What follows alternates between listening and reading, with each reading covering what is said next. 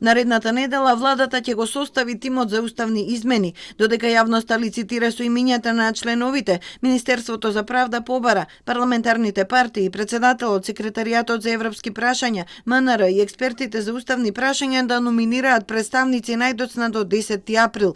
Потребно е политичко обединување во интерес на исполнувањето на нашата обврска произлезена од преговарачката рамка, велат од правда. Работни групи не се формираат сега, туку во втората фаза, откако собранието со двотретинско мнозинство ќе поддржи потреба од уставни измени, објаснува ВМРО ДПМН. Мене ако ме прашате како човек, не како политичар, прекуглава ми е од работни групи каде што неколкумина политичари седат во затворена просторија и одлучуваат за еднината на народот, а народот е против тоа.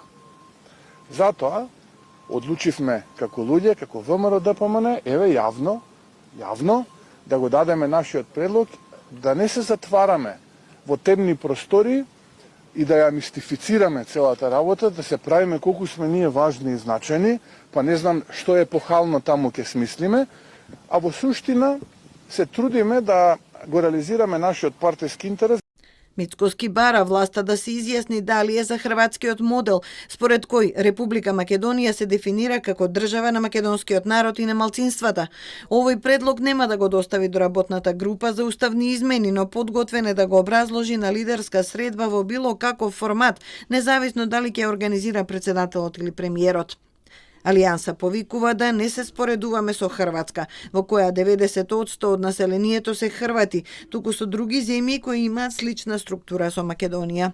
Ако веќе сакаме да се споредуваме, ајде да се споредуваме со Швајцарија или со Белгија или со други држави кои што имаат релативно слична конфигурација како и Македонија.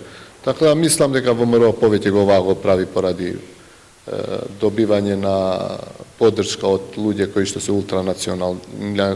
ултранационалисти, а ние сме сега пред избори.